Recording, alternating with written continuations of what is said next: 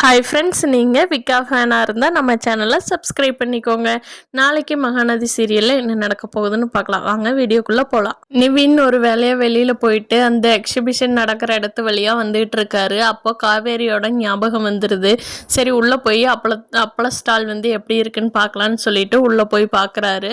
அங்கே காவேரி காணா, 2-3 பேர் தான் வேலை செஞ்சிட்ருக்காங்க. அப்போ காவேரிக்கு ஃபோன் பண்ணுறாரு நிவின்.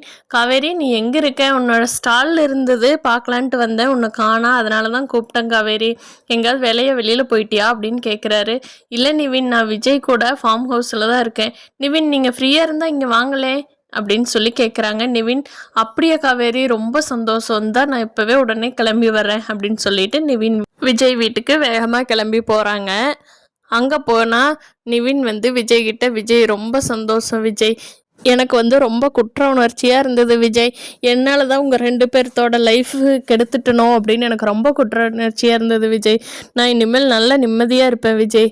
காவேரி, 2 பேரும் சந்தோஷமாக இருங்க அப்படின்னு சொல்லிட்டு நிவின் கிளம்பிடுறாங்க.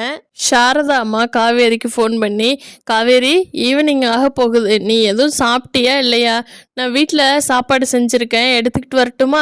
நீயும் பாவம் காலையிலேருந்து ஒத்தையாக செஞ்சிட்ருக்கிறியா? நான் இங்கே எனக்கு வேலையெல்லாம் முடிஞ்சது, அப்பளமெல்லாம் போட்டு வச்சுட்டேன், நான் ஃப்ரீயாக தான் இருக்கிறேன், ஸ்டாலுக்கு கிளம்பி வர்றேன், உனக்கு சாப்பாடு எடுத்துகிட்டு வர்றேன் காவேரி, நீ வெளியில் சாப்பிட வேண்டாம் அப்படின்னு சொல்லிட்டு ஃபோன் பண்ணுறாங்க. அப்போ காவேரி, ஒய்யோ அம்மா வர்றாங்களா, நான் ஸ்டாலுக்கு வேகமாக போகணும் விஜய், என்னை கொண்டு வந்து விடுங்க அப்படின்னு சொல்லிட்டு, விஜய் பொறுமையாரு, இன்னைக்கு ஏதாவது போய் சொல்லிடலாமா? இன்னொரு நாள் ரெஸ்ட் எடுத்துகிட்டு போறியா காவேரி அப்படின்னு கேட்குறாரு. அதுக்கு காவேரி வந்துட்டு, இல்லை விஜய், நான் இப்போவே கிளம்பணும், வாங்க கொண்டு வந்து விடுங்கன்ட்டு கிளம்பி ஸ்டாலுக்கு போயிடுறாங்க. வெண்ணிலாவோட மாமா மனசை மாற்றுறதுக்காக இப்போ ராகினி வந்து விஜயோட தம்பியும் கூட்டு சேர்த்துக்கிட்டாங்க. இப்போ எல்லாருமா ஒன்று சேர்ந்து கோயிலில் கல்யாண ஏற்பாடெல்லாம் ரெடி பண்ணிட்டு விஜய் கோயிலுக்கு கூப்பிட்ற மாதிரி கூப்பிட்டு வெண்ணிலாவோட கழுத்தில் தாலி கட்ட வச்சிடலான்ட்டு பிளான் பண்ணிக்கிட்டு இருக்கிறாங்க. பார்க்கலாம் விஜய் வந்து வெண்ணிலாவை எப்படி சமாளித்து வெண்ணிலாவோட பிரச்சனையை காவேரி கூட சேருவார்னு. Thank you friends.